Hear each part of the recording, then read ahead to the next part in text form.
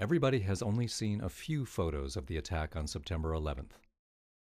These photos make it easy to believe that a few Arabs attacked America, and that the airplane crashes and the fires caused the buildings to collapse.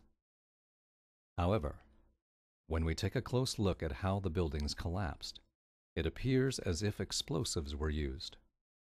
For example, dust shot out of a few windows far below the collapsing area. This dust is caused by extremely high pressure.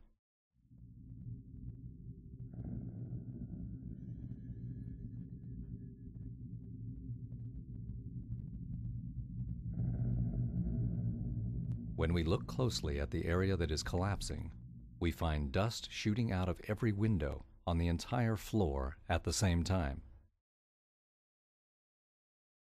The towers had a steel frame, so the only way they could collapse is if thousands of joints were broken. The towers collapsed in less than 10 seconds, which is an average of 10 floors every second. Next time you see a 10-story building, imagine the entire building crumbling in 1 second. The only buildings that collapse this quickly are the buildings that are destroyed with explosives. We were told that the collapse began when one floor broke and the pieces fell to the floor below it. Those pieces shattered that floor and so on all the way down. However, when the pieces hit the floor below, they will slow down slightly and some of their energy will be used to break the floor. Therefore, there should be a delay every time the pieces hit a floor.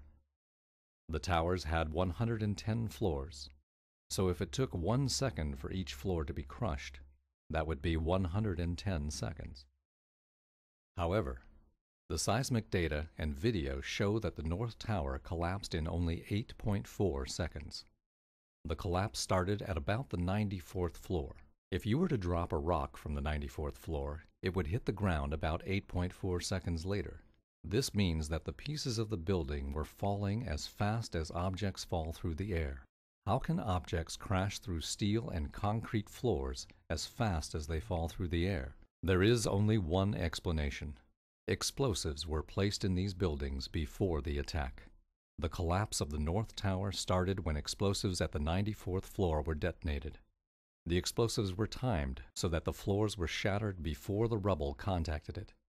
The pieces of the building fell in only 8.4 seconds because none of the pieces crashed into a floor. We were told that fire caused the towers to collapse, but no large building has ever collapsed from a fire. This 32-story skyscraper in Madrid, Spain, is a good example. The fire became so intense that it spread from one floor to the next, causing the building to look like a torch. This fire was much larger than the fire at the World Trade Center. The next morning, there were still a few fires in the lower floors. Everything inside the building had been burned. Some sections of the building broke. A few portions at the top of the building collapsed. However, the building remained standing, and it continued to support a large construction crane at the top. By comparison, the fire at the South Tower was so small that it never spread to the other side of the tower. We know that a few firefighters made it up to the fire zone of the South Tower because they used their handheld radios to send reports of their arrival. They said there were only a few areas with fire. Obviously, the fire was too small to kill firefighters, but we are supposed to believe that it was large enough to cause the buildings to collapse after burning for only 56 minutes. The fire in Madrid was much more severe, and it burned all night, but it did not cause the building to collapse.